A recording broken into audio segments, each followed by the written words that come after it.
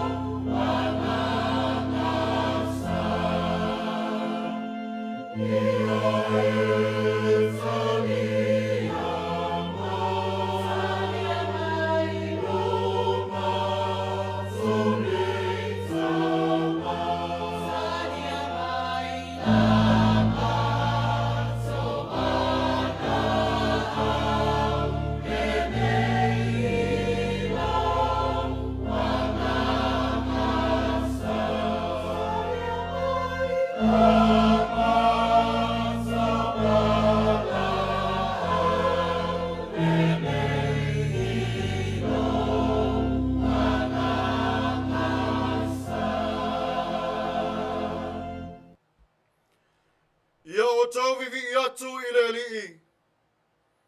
Vivi atu ia o tau au na le li'i. Vivi atu ia I le suafa o le li'i.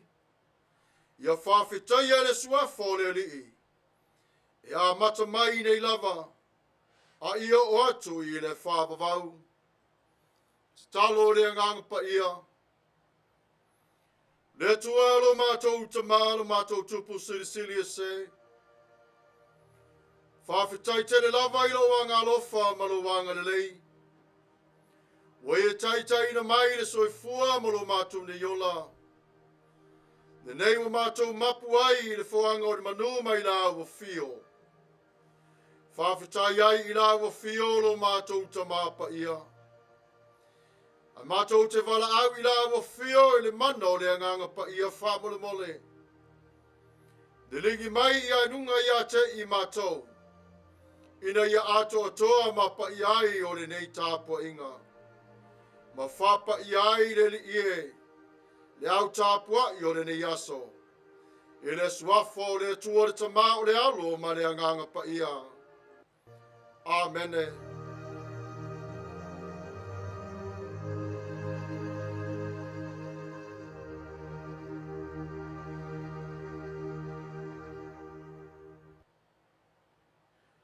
Tatou vivi atu I le tua I le pese ua Sauniga.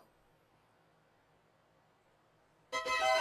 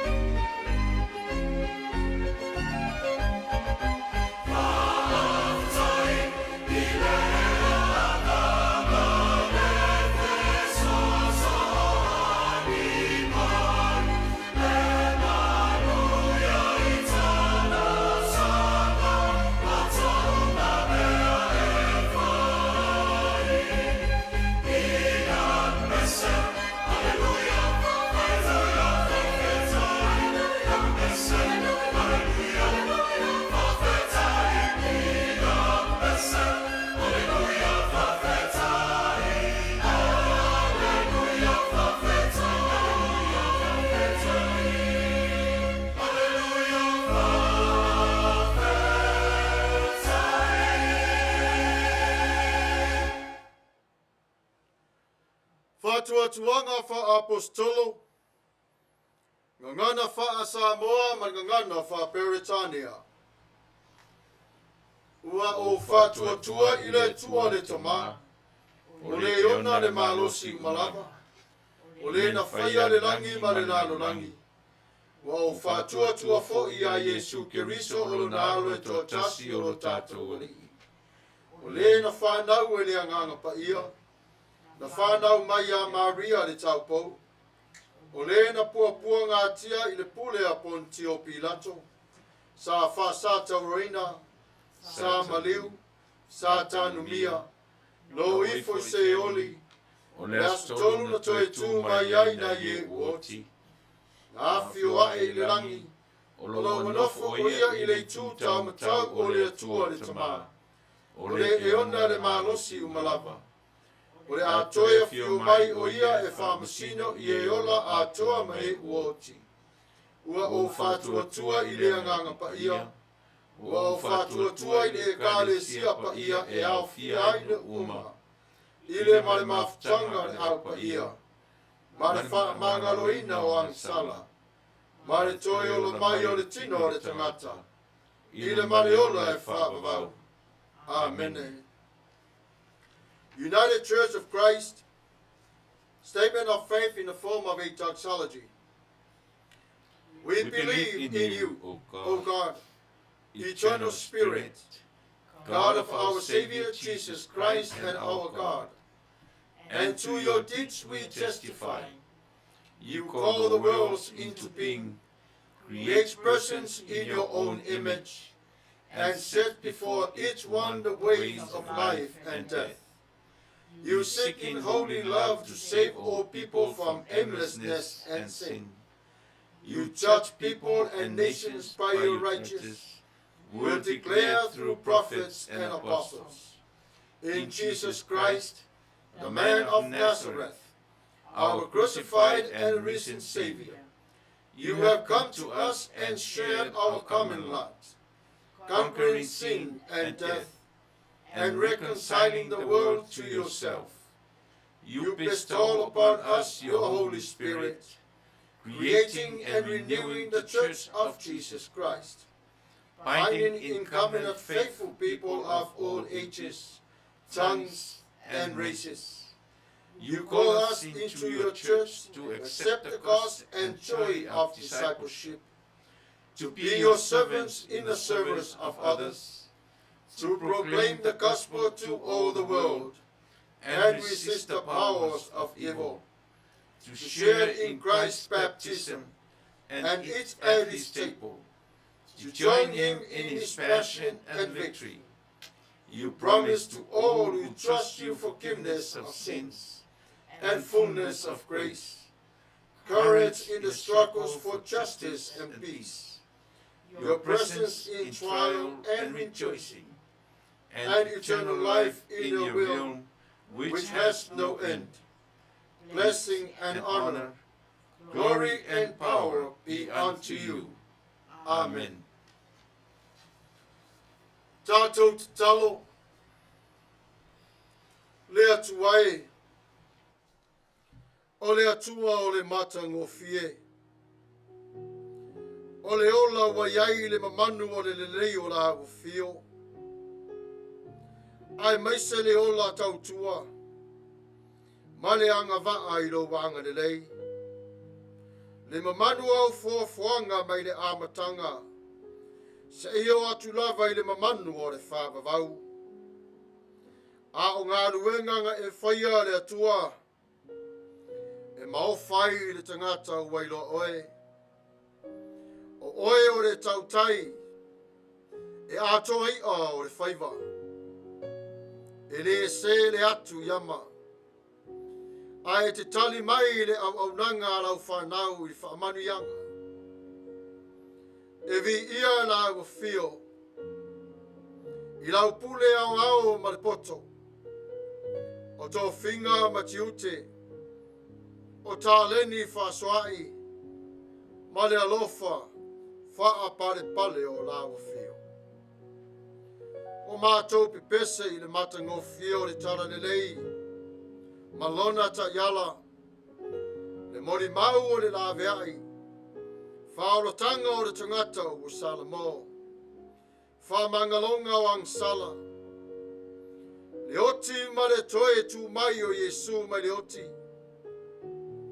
Ilona manu malo. O le atuanga lea o lo sirisiri ese le tuae. Na e foa ai le langi ma le rarolangi. Ma le tala whasolo pito o le mana. O la wa fio ma mea umalava o lo tumuai. Ai na tau walunga o ngā ruenga i le tangata na e whaia whātusa i a te oe. Ma e tuina ai i le mamanu. O lo wanga alofa ma lo wanga lelei. Ina i a tausi ai ma whaia i whaiwa o le tangata. I le vāna lata ma la wa fio. Le atua lo mātou tamapa ia. Whawhitai i lo usuafu pa ia. Ma whai o na mātou tautatala i ma whawhisoai. Whawhitai mo lau uloa tāua. Ua e whawai a inga taitasi. O le ato o lo vanga de lei. Ma le tauina lei mo a inga. A o sava vali lau whanau i le ola o le tara le lei a Isu. E mua atuai i la o fio. Le taulanga whawhitai. A maise le ngang pa ia. Malona mawa e siri ase. I le mana ma le malosi. E manu malo ai i le tangata i le olanga o le angsala. O mea ai. Mawai e inu. Ia vi ia lava o e le atua. Le malosi wha le nganga ma le wha tino i lau tau singa. Whawhitai wha manu i lau swafa. Mātou te whātou ese i lau fio. Le taimi lava le atua lo mātou ta mai whitai ai mātou popo ngā ma whaingta. E ngalo lau fio. Ai mātou te tali i le malosi o lo mātou ne loto. Le tualo mātou ta mapa ia. Ua le la vai le tangata whatua tua le te tali o le tinga. Maa fiai o le mafo whau reita. Le tuai. Whamare mole. Whamangano mai i ate i mātou. E mori lava e furi a i le tangata. Masalai no naola tamu whai. Ua e sila fio mātou se ma whane tonu. Ai au lava o na mātou te taulo tupe i la o fio. E tau watu i le moni ma le whamaoni. Ina ia salamo ai. Ma toi liu le o langa le lei. Ma tau tua mo la o fio. Na tamā siri se. O e siri le lofo muti vale. Ma mātou se. Ma se ese mai i le ala pe o le tai ai i mātou le lafu ma moe. Mātou muli le li ie. I tele i Sauniga ma mana onga o mātou lava loto. O langona le whaati ngā. Ma le ava i lau tūla fono pa ia.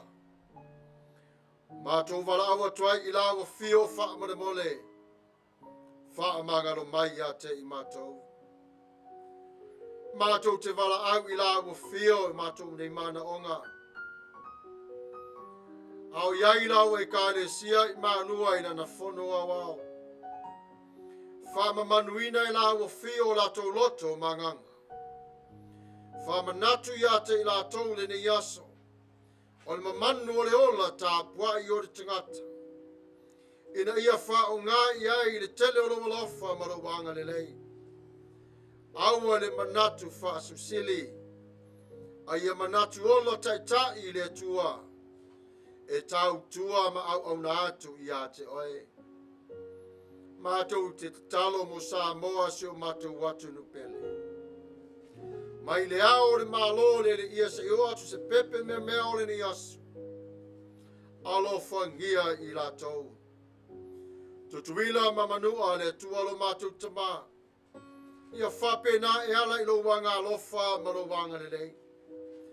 I alofa wha manuia i ate i latou. Lava le kovana se i o atu si tamaiti o le nei lava i tula. Le atua alo mātou tamapa i ai. E moni lava. O nei me uma mātou te wala au a tuai ma le whātua tua i la fio. A wā oe o lo mātou tamā o le langi. O le na fio mai i le alo e whaamanuia i ate i mātou. I le ola au auna, ma le ola tau tua i la fio. Mātou te taro sangatu i ate oe lo mātou tamā. Whaamole mole, whaamanuia mai le ngā luenga si ufonga o le tai a fau. Le pa ia man mamanu le maave es o le kale sia i o le tue fia. Ia iai o loa lofa manawanga le lei. Mātou ti tatalo i le ava i la o fio le tuai. O esi la fio mātou mana o ngā tai to tas. A fio mai la o fio. E peo le elofai i a te i mātou mai le āmatanga. Se ia o mai lava i le ne yaso. Mātai au. Ia wha wina pea lau whanau le li ia i le poto. Le ono sa i male no tele. Ina ia mawhai o na lātou wha marusia. We o vai le tua. Matu ina mai lātou i lunga o le sāwalinga o le ola e wha vavau. Le li ie. Ie musu ina pea ro lātou wanga alofa mareanga le lei. Ia wha marosi le loto au na. Yanga va ye mafutia e peo ne e sila fia. Le tualo mātou tamapa ia. Lo walofa muti vale. Ia e alofa le tua ia i mātou. Mātou te popole. Vai ita mawha noa. Mātou te mana mialo file mule e sili na i lore mana malama. I loto le tangata fua te ifo lava ia te ia. Ai sili o le solo mai a Yesu Keriso. Lea mātou te vala au atuai. Ia vere au nanga alau whanau le ne yasu. Po whea lava le tuolo mātou te masalau le ero savali ai. Amerika nei. Pasifika po Asia mātunu o meleke. Ia iai la wa fio e pei o lo walofa. We o whano noa. Ia wha o fuine i la tau i le ofa a mawhan whananga o la wa fio. Le ofa wha manuia o la wa fio mo i la tau. E pui ai i la tau mai ni nei lava i tu la. Alo whangia la wa fio la tau tinga. E ala i le suafa o Yesu Keriso. Ia Manuia sa moa ma le nanolangi umanava. Ai ola si fafonga i lo wanga alofa ma lo wanga le nei. I le suafa o Yesu Keriso. Amene.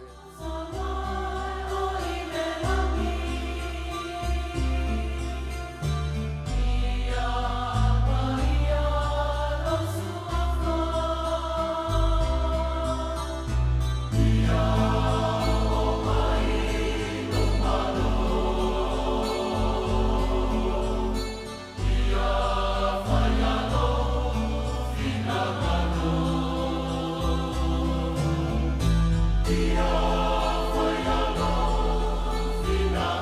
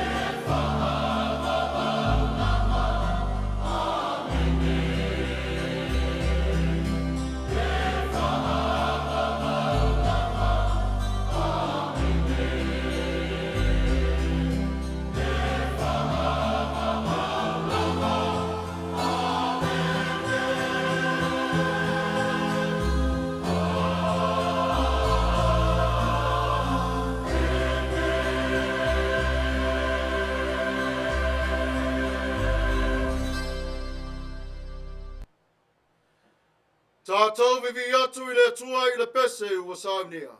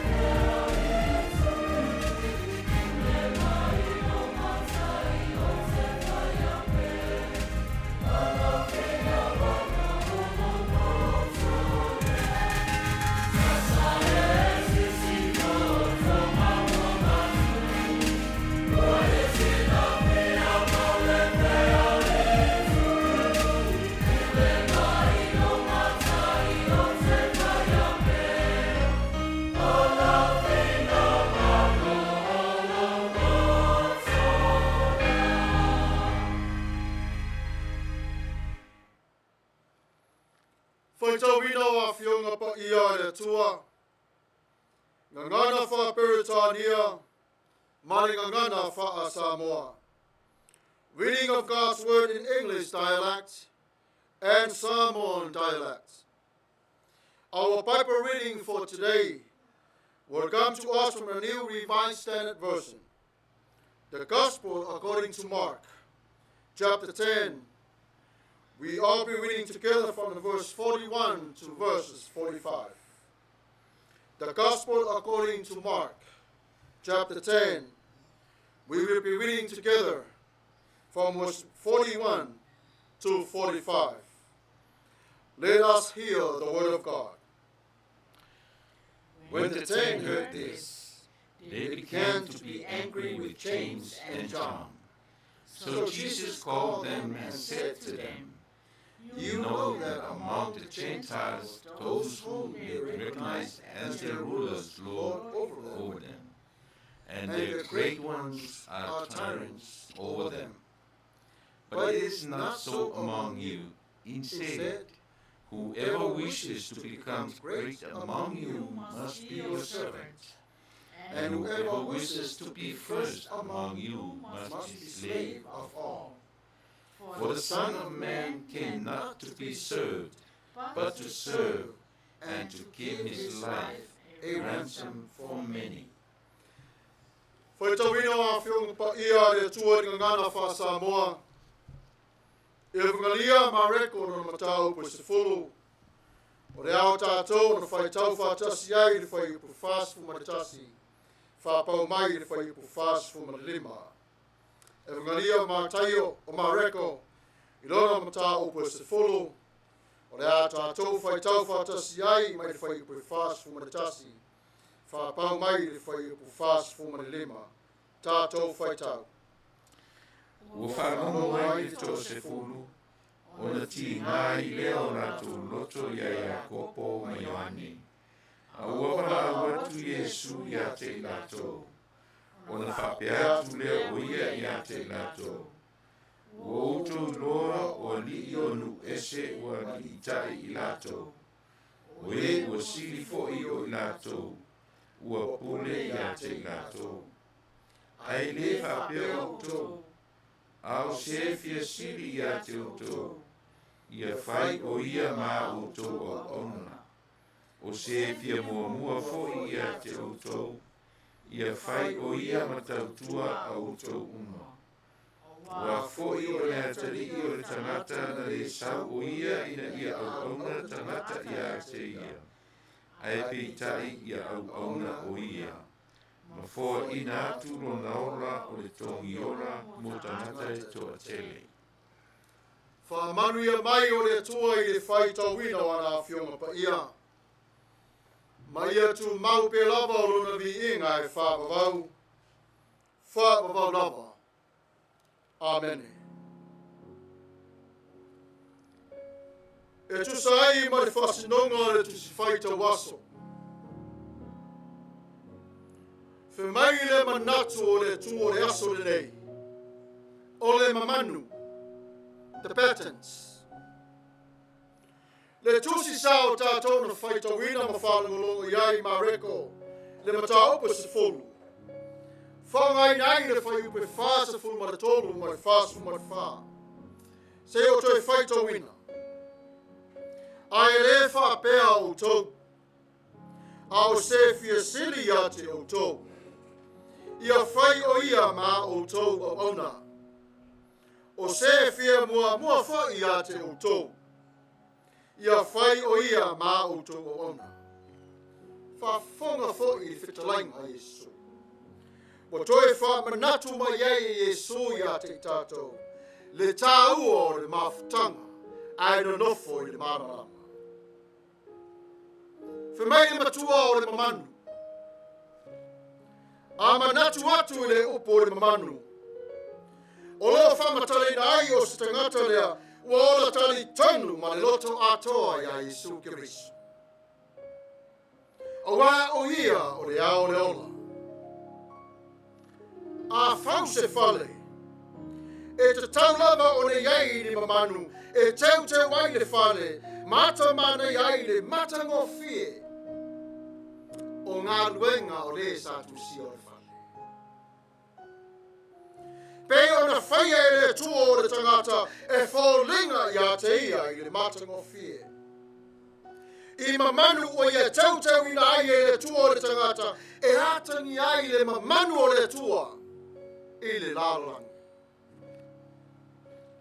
Le ata lea o lo tau mo whai Yesu e whaalo atu I on so. Na te tautau ina I lato I le ola o le tala Lenei. I nei o lato malamana mai le Mamanu o le tāua o le ola tautua ma le ola ona. Whamera whesuli mo Tatou. O ai nei Mamanu. Ai o le a whai le Mamanu. O le Mamanu. O le alofa. Wha mangalo. Wha tuatua. Anga malu. Loto maulalo. Whiri ngā matawimi. Wha maoni.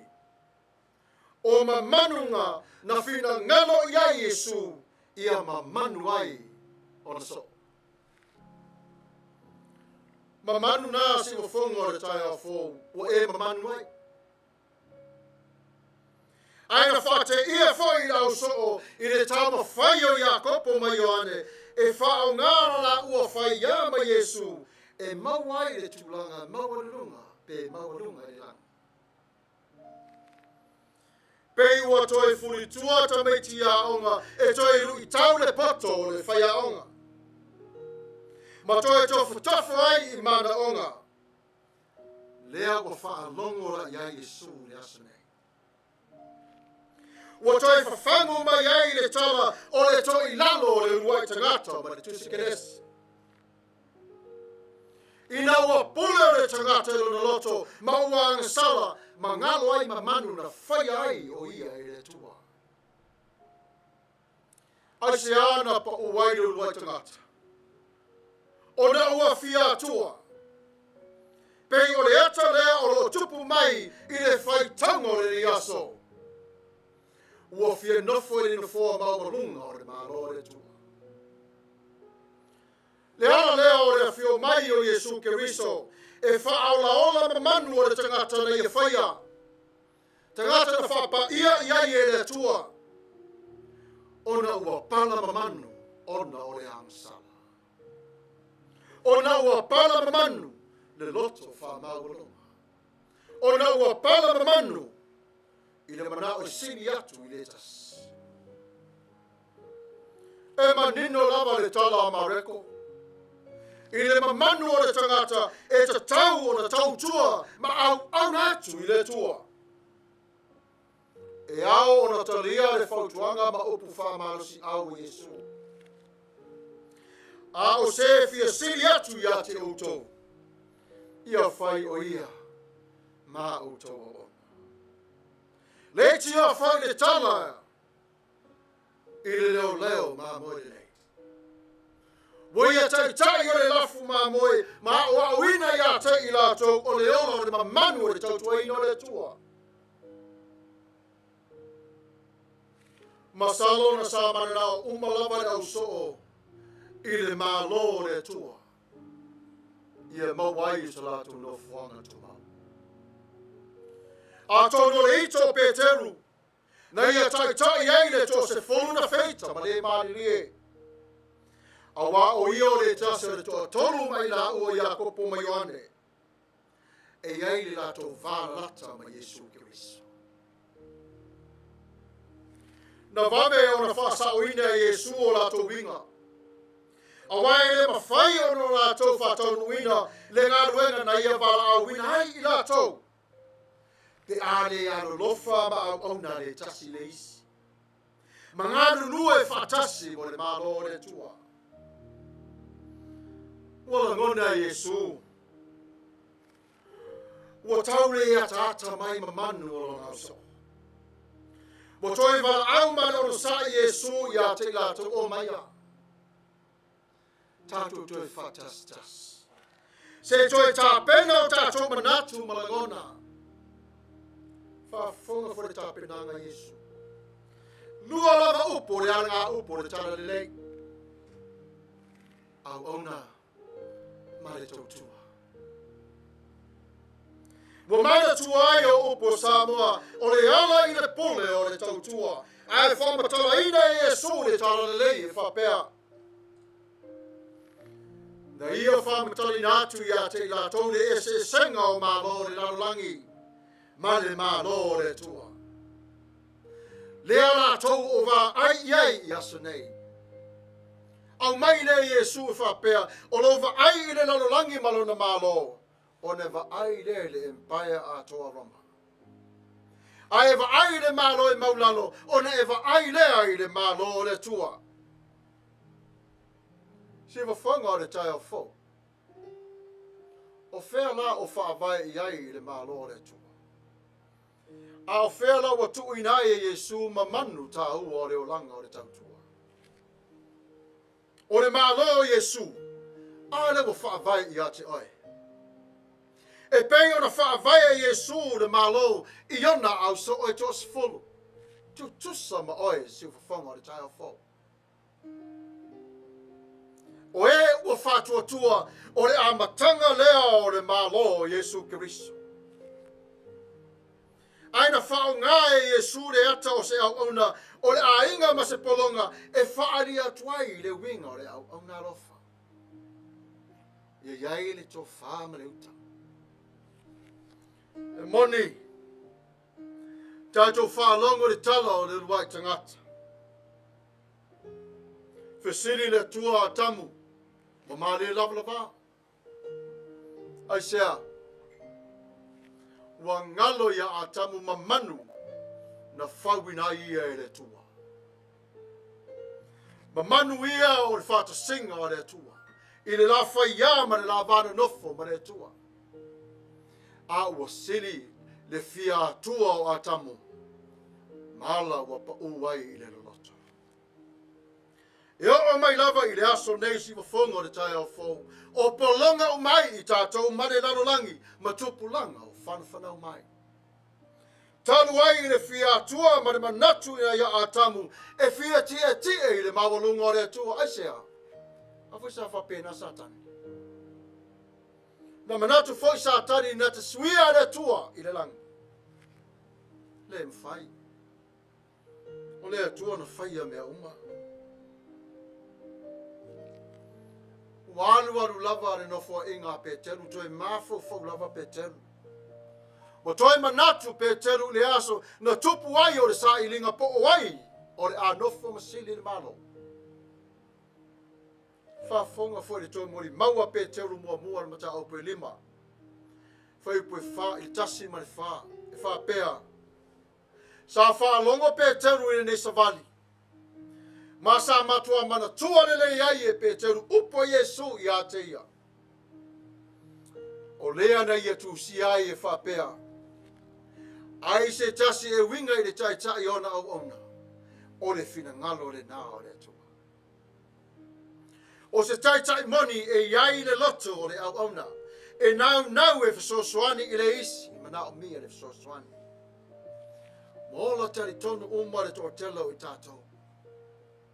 Ai e tatau ona iai pea o Mamanu. Ina ia teu ai lo tātou o langa. Mai o le Mamanu e teu ai o le tautala o le alofa. Teu ai o le tautala o le anga le lei. O le ola. Ma le Tapua'i. E tari sa Paia e le tua. O Lana whanau ma na ngā ruenga. Wa pau lava leo le langi si ufonga o le tai au te wha manatu. E le wha pē le tua au le whale Maia ona e te au le lei. Le ai. Mai le tua le au na wha maoni. O le whale Maia e le fia o la wai. Le ana lena wha manatu ai e Yesu i lona au so. Wha alonga fo i autou. E le ai lava ma se tasi i le nalolangi nei. E sao ma tonu i lomo o le atua. E o fo i a Yesu. Ai se hao. Fe mai Yesu na le tasi lava. O ai. Nga o le tua. Mai watu ina Yesu lona i tu wha atua. Ai ua ngā lue ma tau tua i le tu wha tangata ma le wha atali. Ina ia ngā lue ai le whina ngā lorong tamā. Ioe. A tātou wa aisi whafonga o le tai au fōu i aso nei. O le mea moni lava ua whai lava le loto o le tangata. Ai ngalo ai teu wina ntu ina mai e le tua i le tangata. Ai le ai sa whaina. O le atua lofa. O le manatu lea sa ia Yesu ia ngālu lue whatasi i lātou. Ona o le ala moni lava lea. Ua se e ai le au so i au mani. Ona o lo wala i le pule po le malo o le atua. E i loa oe i lau tau tua. Ua e ola i o Mamanu na whai ai oe e le atua. Sa le ma whai o na Faasifo au so. I whamtalanga Yesu e whapea e te tau ono tō wola i le ola au ona. Ai sea. Ona o winga umalava nā e tāu o te tonu i le whātau no wina o le misiona o le whāsoina atu o le tala le lei e le lalo langi atua. Ato e manatu atu fo i lai fetalai ngā Yesu. Wa tō e awa winai i tātou i ni asu. Fe mai o le taita inga au auna o le malo Yesu. E a fua mai i nā i a te oe. O lau ngā lua I te tonu o lo ainga, o lau e kālesia, ma lau ngā lua I te tonu lava I lo wola, I le vāwhelo ai o oe ma le tua. Ma Yesu o ina tonu lava o toi le awa whata. Ua I loa I e le tangata, wa na o hia o se tangata o se mea whainga ruenga. Ele ato toa. Ai whe mai e ta lia pe lava I le atua ona o lau matafeo o se taitai. E se le mana I o ni manatu. Le ala foi lea tātou te manatu natu ai. A wau le whaunga I na telefo I le nā o lo tātou wola I lo tātou matai. Na whamatala ina Yesu. Ele I sau o ie au na mai tangata I a te ia. A ia au na atu ma fōa I atu. Na toi tā ua Yesu lava ia o ia o le atalii o le tangata. O lo o whaalia e fo I a Mareko o le alo o le tangata. O lo o mawaina le Mamanu e ala I le au na atu. Mani mori ngātu o na ola e whai matongi ala. Toi whanongo tasi lava le whanau was toa ino se petaio. Le manatu maalosi le fia iloa. Ilo la ua sa ili ina ia. Maua lunga lo la ua te tie. Ile malo le tua. Ai manatua foi I la ua. Whape fea le au so o e toa se fonu. Ua nuti o lato loto I leita. Ia kopo ma Ioane. Ua nao ni te ngata whaiwhaiwa I Sami o Galileia. Aina toi ata lo la ua mamanu. O na ua muri atu ia Yesu. Se wafonga le tai au fau le whanau le tua. Ma le nupa ia o le tua. E iei o mamanu. Mai lava I le amatanga se I o mai lava I le so matai au. O mamanu na pe o se titi faitama I a te oe. Ai mita ai I le tua le langi. O na ua e whaia I le lofa mananga le. Mai Yesu a tātou tū whātasia le olo le tangata. Ia iei le upo le apopo inga o le lofa.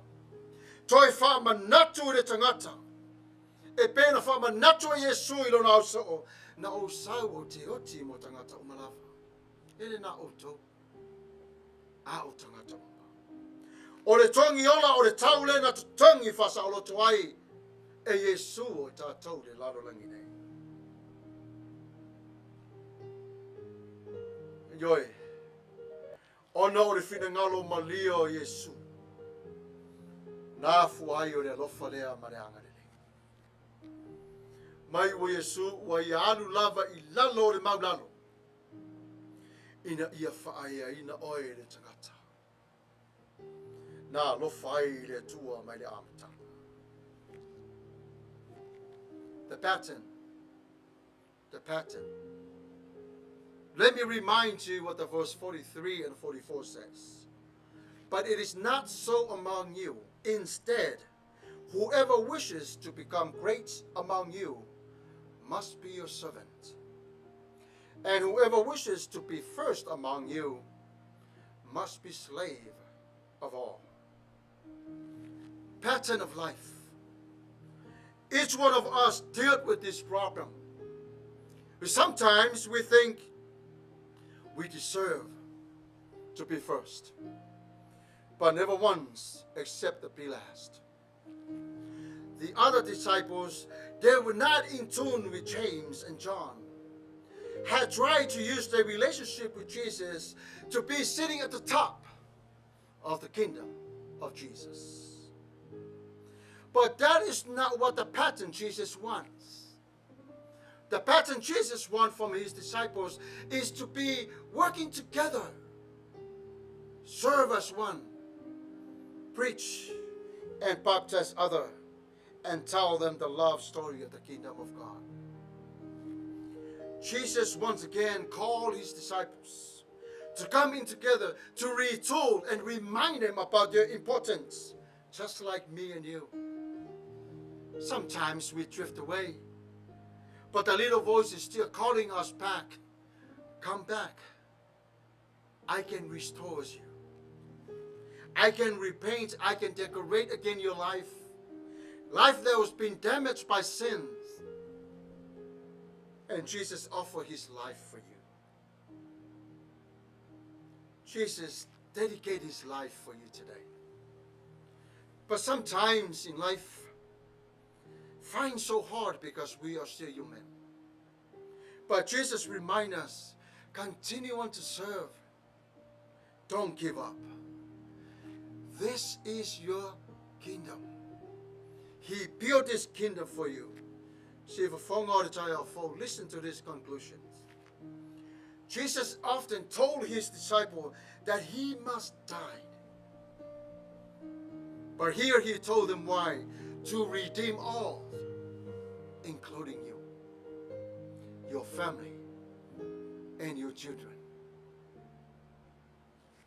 Jesus' words that he would give us his life, or that he would give his life for ransom, a ransom for many. Anyone. For anyone. But I remind you today the pattern of life to look to see where love, passion, compassion, kindness, and forgiveness serve and to be the voice of others. Of course, I understand. We're people, we're broken. But Jesus himself says, mighty God will be with you at all times. It's God's choice. It's his calling to where he puts you to sit in the kingdom of God. That's what Jesus told his disciples. It's not my judgment to do, but it's my Father who art in heaven.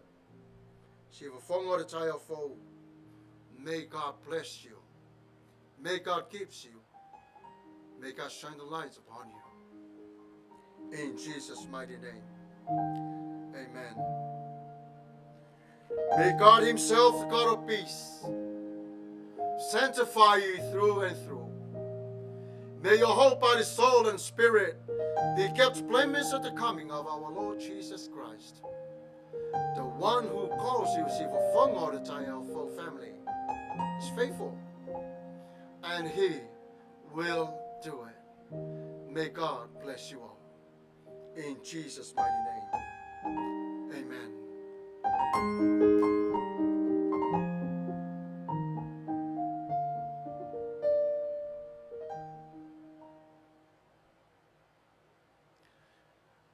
Tatou vivi atu I le atua I le pese ua Sauniga.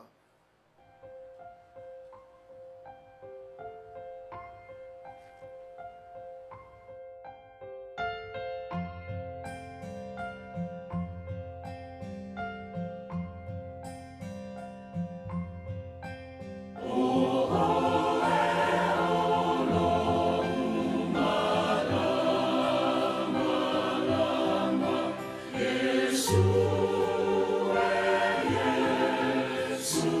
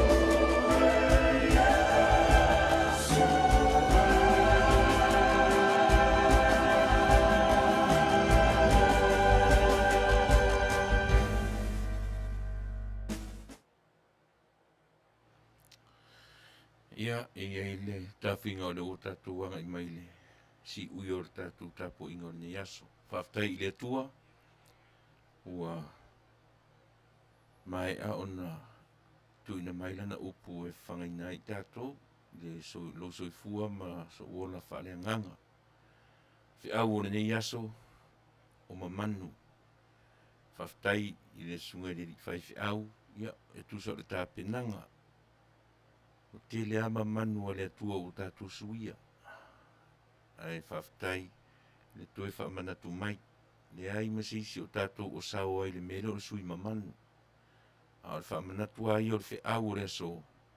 Ia, tatou toe, e le leia le tatou toe wa ai I mamanu. Na Omaia le atua mamanu a ilo soifua mla uola. Ia o tatou iai le o langa nei. Whaftai lo sunga I le whaifi au, tusa o le tāpenanga o nei aso. Ua longo whaatutui la lava maunga o Sarafai. I le fie whaanongolongo, ia, whaftai tapena, whaftai le sauni. Ua lele fo I le manu masiana ia, o le au whaaleanganga o le nei aso. Sa moa whaafonga, fea le mea o le tūri manu le lalulangi oro e Tapua'i mai ema tātou Tapua'i whatasi. Ia peo le aunga lava le nā o le nei o nanga ma le nei tautua. O le uta pena si ufonga tae fōu e iai o maualo na maru Tapua'i. I lana e kālesia si ufonga o le tae fōu. A o nanga lava I tutonu o le potu whaasara laune nei. Ia e le mwhai ona tu ua I aso sa te tasi. Mene ia e whailu leo masui. Whiwhi au ma I mātou uma. Ia mātou te mori atu le angang whaftai sa moa. Ia tusa o le tātou tāpua inga. Mo I lātou uma tāpua I whaatasi ma I mātou Maia I le amatanga o le Sauniga se ia pā. Ia le nei vaenga o le aso le ua I tūla. Le whaato a toa nei ali tūla o le tātou Manaia. Manaia lona taimi I tūla a toa. Ia le tātou service o le nei aso. Te leo aso ia e le o I le tūla. Al fa moe lava le nā, Samuelu le atunu ue, maua so ua wanoe le aso sa, a le ua le aru le wharisa, whai ngaruenga, o e whai malanga, po e mai, po le whare mai, po le whare, ia o le anganga tonu le nā, o le au unanga le nei si ufonga le tai au fō. Tapua'i mai po whea le mea ono e ai, ia maua le anganga o le atua, a le nei la vaso ma le whi au fola, ia alu ma le manatau ia ina ia ururua mta folau I ai fina ngalo maloto e fe au o le nei aso. Fo ngia le atua sa mo na lua. O maloto tu tasi tula manu ia o fai malanga o la tu tai. No fangia fo I le atua ia le fai ngā malanga le tupu tamai tai ua vava o ai le lalolangi I le nei vai tau ma le nei vai teni ia o tangata tau o uma. Ia anga le leile atua le soifua maleola ia o le tina matua a o fai malanga uma iai tai o atnuu e iai ma tai o le tatou atnuu o le tai te mantai pāle mia o iana whonotanga I kānata anga I atu New Yorka ia anga le leile atua ma toi tai atu I o e ilo tatou atnuu ia o na whatasi ele maso mātou leo ia Manuia tele Samoa I fe au mga ruenga o le nā vai aso wha maru mai. Mai le sunga li whaifi au mai mātou uma. Soifua mai Manuia. Tatou whai u le talo. Le atualo mātou ta Mapaia. O mātou manatu ifa I o mātou mamanu na e whai ai I mātou. Mātou te wala au I lawa fio. O le ata ape I mātou. Te wine lawa fio mātou nei mamanu. Ina ia mamanu ai lo mātou sāwalinga. Matatua'i I mātou o whale whai o lawa fio. Alofa whamanuia mai I ate I mātou. Te lalo langi a toa ma le nei lava vai panoa. I le suafo Jesu Kiriso. Lo mātou o le I whaola. Amene.